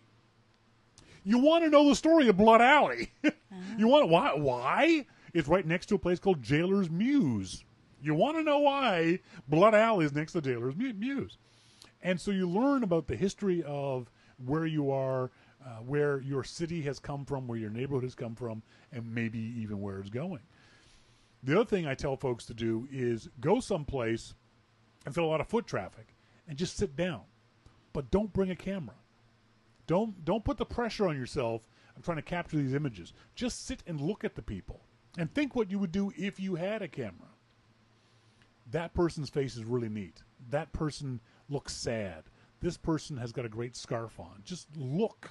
Don't take pictures. Just look. And then maybe a week later come back with your camera to take pictures. Let just your environment inspire you. Just sitting down in one place. It could be a coffee shop. And one of my favorite things to do is just go to a coffee shop in a busy area, whether it's Vancouver or New York or Rome, whatever it is. Sit down, have a coffee, and just watch people walk by. And if you want to make up stories in your head about them, I do that. That's a businessman, that's a mom, that kind of stuff. But use your environment for inspiration. Go to a bookstore. Go to a used bookstore. Go to a Barnes & Nobles, or here in Canada, Chapters. And quite often they'll have a whole stacked table full of these gigantic coffee table books. Don't buy them new, because they're not worth $40, but you'll often find them for like $5, $10. Oh, yeah. Find a coffee table book of a place you'd like to visit, buy that book, and then go get a coffee and flip to the book. Because the pictures in those things are almost always spectacular. Beautiful photography. let that inspire you. Look at these places, and even if you're never going to go, try to. One of my favorite shots is, I've got this on Flickr. Sorry, Instagram. I'm just going to scroll up to find it. Just give me a second here. Is this wonderful, I'm going to have to cover up my wife's face with this wonderful image here of, this is such a typical Tuscan countryside. And what I imagine is, are there places around here that might look like that? Are there places around Gibson's or Vancouver? And so now, as I drive around, walk around, travel around, I look for these kinds of rolling hills. And I won't get the exact same picture.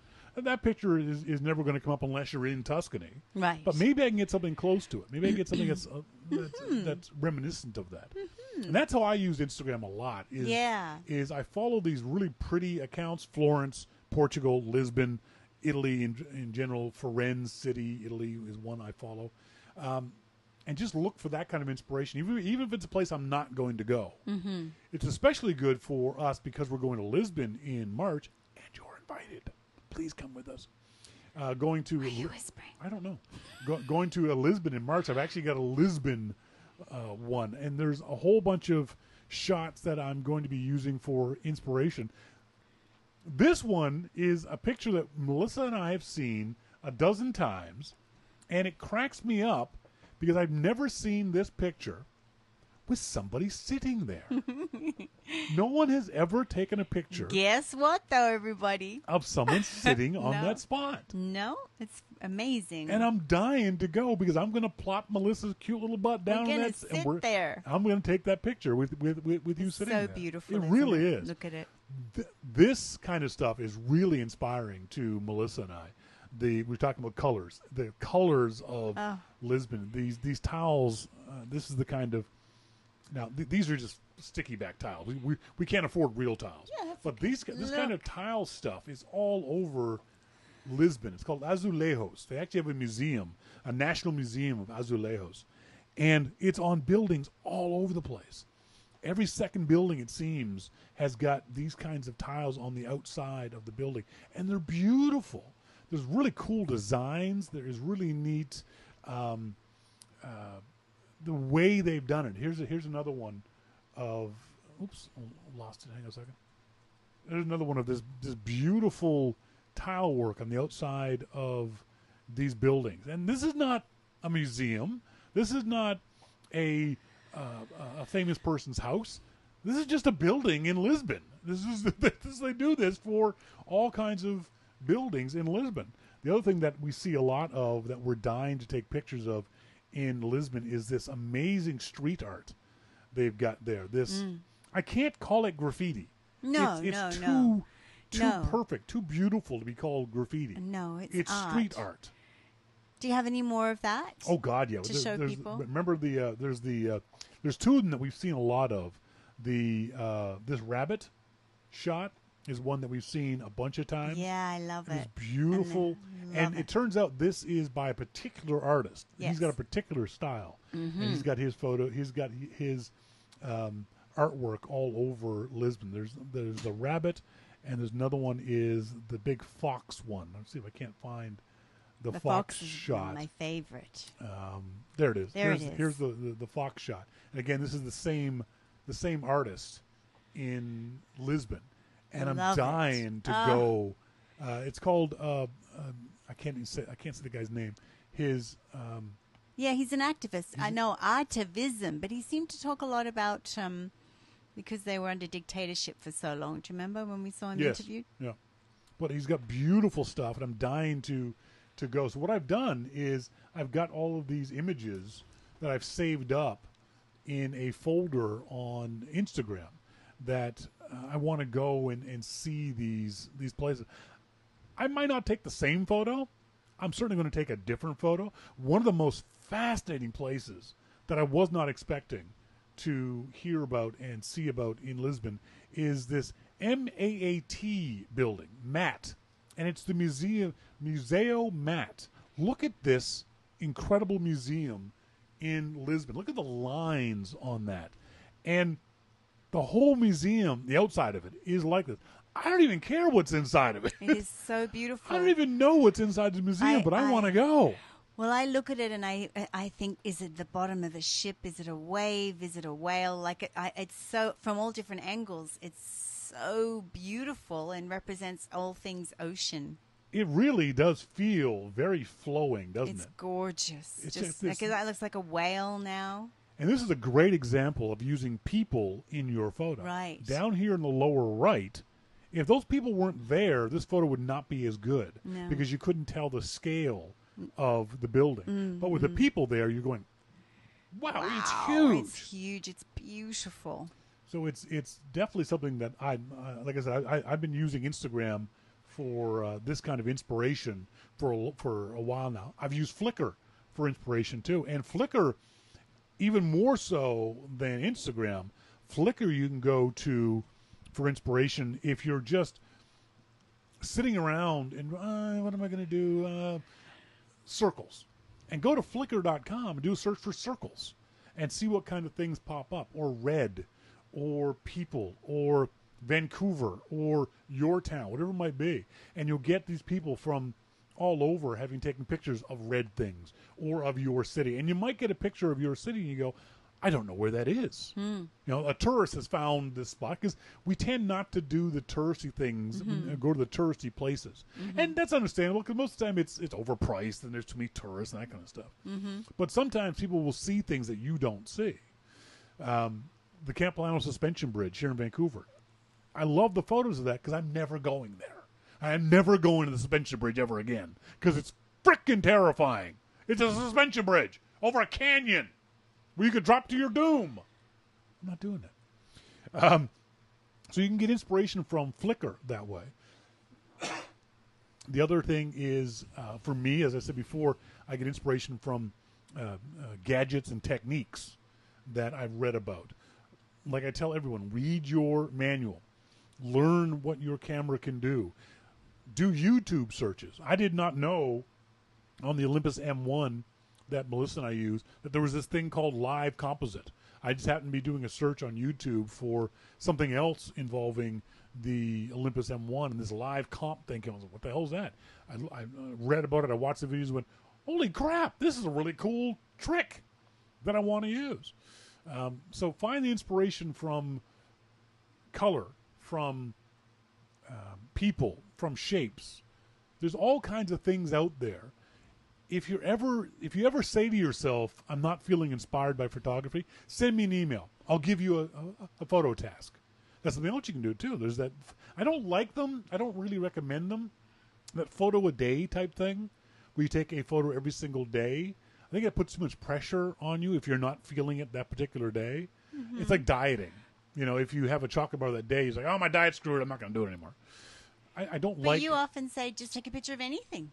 Yes, absolutely. Yeah. Your coffee cup. But one of the things, though, that I find that helps with inspiration is making yourself be a photographer. When I was first learning how to be a photographer, I set a calendar, because one of the problems we have nowadays is unless this is your job, you don't have the time. You got kids, and you've got a job, and you got to get groceries, and you got to do all these other things. So make time to be a photographer. I would set aside Thursdays from 3 o'clock to 4 o'clock, and it was in my calendar, and it would pop up and remind me, go be a photographer. And that would force me to think like a photographer, to think about photography. And that helped me a lot in driving me forward in my photography. I don't do that anymore. I don't think I need to anymore. But right now I get inspiration to go shoot from Melissa and Rory, where they'll say, hey, let's go shoot. Great, fantastic, I'll do it. Yeah, I like it. But try that trick. Just go and be a photographer. Once a week, set aside an hour, whether it be 3 to 4, 8 to 9, whatever time it might be. Don't do it on the weekends because you're busy doing other things on the weekends. You know, do it before work or even on your lunch hour, something like that, because that will help you. And while you're being a photographer, focus on one thing. Drive your own inspiration. Don't just go click, click, click, click, randomly click things for an hour. Focus on something. Today, I'm going to be a photographer of plants, whether they're in your home or outside. or a photographer of squares or red. Think like that. Give yourself a concept or an idea. Because what it'll do, if you're thinking red that one day, you'll ignore everything else. It'll get you to focus on just that one thing. All that blue stuff, you'll ignore. As opposed to taking pictures of everything, when you're focusing on red or square or plants, you'll ignore all the other distractions. So give that a try for inspiration. What do you guys use for inspiration? Is there anything in particular you use to get yourself out of a rut? Are there any apps or anything? There's a fun little app called Guru Shots, gurushots.com. And they have little fun competitions where someone will post, send us your best black and white photo, or send us a photo of your pets, or that kind of stuff. It's kind of a fun thing to do. Oh, that sounds fun. It is. It can be. And you can win prizes. I don't do it. I don't do it for prizes. I do it if what they're looking for is already on my camera roll, I'll post it. Oh. So gurushots.com might be something you might want to take a look at. Traveling is inspiring. Traveling is very inspiring. It's the most. Because I think when it comes to traveling, there's residual inspiration that happens after you come back from the traveling. I think that to me is one thing, because I'm always remembering and thinking about that thing I did, that place I went to. For me, Italy, the light of Tuscany, I can bring that forward to my imagination. You saw that picture of the rolling hills. That the light in Tuscany is just spectacular. I don't know why it's like that, but that inspires me when I see that kind of golden light. Traveling to a place that's not exotic, but a place that's unfamiliar enough to sort of make your senses more aware of what's going on around you. For me, when I travel, food really wakes me up. I love going to little restaurants and reading their menus and going, I don't know what that is, I'll have that. You know, because I'm a fairly, I don't know, but I think we're both fairly adventurous eaters. Not everybody is, but for me, that can be a lot of fun. I get a lot of enjoyment out of that. Just going to a restaurant going, I don't want octopus? Fine, give me some of that. You know, I don't want to know what's in it. Just I'll try that. And then traveling with somebody. One of the things I love about, I've got a friend, Martin, and Martin is the grumpiest photographer in the world. Martin will not allow you to shoot with him. He is a incredible photographer, but he will only shoot by himself. Okay. Whereas I'm the exact opposite. I find it very difficult to shoot by myself. I love shooting with other people. I love seeing what other people are seeing and talking to them and seeing, hey, someone going, hey, this looks really neat. And going, I didn't even see that. So the idea of bringing this back to Lisbon, of 10 or 12 was just walking around Lisbon and me looking over and seeing Dave and Ann looking at something and then walking over, what are you guys seeing? And then pointing up and going, wow, I never saw that. I walked right by that spot and I never saw it. So I get inspiration from other people and their view of the world too. As I've always said this, travel broadens you. I firmly believe travel makes you a better person. I've always believed that. Traveling outside your city, outside your state or province, outside your country, outside your continent. And it doesn't have to be weird, wild, exotic travel like you did to India. I don't. No. If you joined us early, you would have heard Melissa's stories of her traveling in India when she was 21 years old, which blows my mind. There was no way at the age of 21 you could have gotten me to India. There's no way now you can get me to India. So the fact that you went as this bright-eyed, bushy-tailed young Australian girl, Stupid young woman, is just incredible, and it shows the strength of character and a bravery that just to me is amazing. It really is. It was very brave, I will admit. I would never have done it. Never ever have done it. So the idea of going exploring, but exploring with other people. So you're safe is the wrong word because that Lisbon isn't unsafe. But it gives you a little bit of confidence too, when you're with other people. For me, it's a matter of not getting lost. So you want to be with people that have good directions. Good directions. You know, we'll pick one person in the group and go, "You're my GPS. You're Shawn's GPS. I'm going to follow you everywhere we go." Because I do. It's got to be the GPS. I tend to get lost very easily. Yes. That's when. But the thing is, he doesn't care. He don't care. It's like whatever. Or losing this way, things. whatever. As MacMan says, or losing things. Exactly. Oh, I think I'm going to be in charge of that, unfortunately. I think. We are still working on a hotel. We've got. I've got an email from the folks at the Independent. Independente. One Independente. One of the problems is the Independent is typical of many hotels in Lisbon. There are 7 different kinds of rooms, and each room has 2 different rates. They've got a non-refundable rate, and they've got a free cancellation rate. And the free cancellation rate, $20 a night more. But I'm not paying the non-refundable rate. Oh, no, we can't. Because something could happen. We can't. Knock wood, God forbid something actually does happen. Mm-hmm. But, it's a cute, interesting looking little place. It is, like an Airbnb. Like a bed and breakfast with 18 rooms, and it's pretty funky, you guys. That's the problem, that it's only got 18 rooms. And I'm worried about it not if we wait too long, it'll fill up. Oh, yes, I know. Right. I know. And what happens if we book it and then someone waits until October 27th before they sign up and they can't get into the same hotel as we are? Very sad. This whole hotel process is just making me crazy. I hate it. You guys, Mr. King is the work that he is putting into it. It's crazy. I have checked literally every single hotel within a kilometer distance of the center just to lift. Yes. That's the central area that we want to be in. And there's probably 30 or 40 hotels of varying kind and sizes. Yeah. And it's just making me nuts. It's making him nuts. I just want He had to take a break for a little while there just kind of move away from it. Yeah. And then I start thinking, well, let's just go to the Holiday Inn. It's a half hour outside of town, No. But yeah, and then I think exactly that. It's like, no, I don't want to be that. And this place, this Independent, it is perfect. Everything. You want inspiration? Just look at the pictures of it.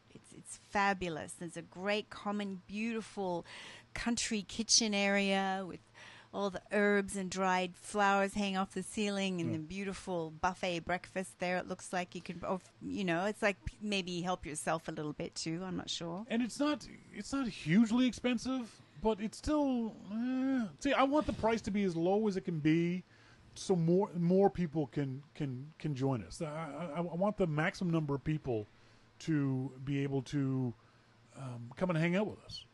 You know what I mean? Yeah. And, $130, $140 a night, it's getting up there, that's isn't expensive. it? Yeah, it is. Especially for, Let's see what happens. They did ask you. Yes, I did get an email from them. Yeah. Which is good to hear. They did send me an email asking me some more details about things, and hopefully they'll get back to me and say, because what I did basically was their website has a 20% off deal, and I want to know if we can get that deal. If you want to check it out, the website is The Independent. It's beautiful. I love that lamp. Yes, the lamp is very cool. Let me just show it to folks. And if you know of any hotels, if anyone knows a freaking travel agent, help. Yeah, MacMan. I spent several hours looking at hotels around London and finally hit Command W. I know, dude. It's a lot, isn't it? Yeah. You can't and the pricing is different for every single website. Travelocity is different prices from Hotels.com, which is different prices from the hotel. This hotel says they have a suite with 1 bed in it, but the exact same room on Hotels.com says it's got 3 bedrooms, three beds in it. I'm just help me. So anyway, we both love this place. We love it.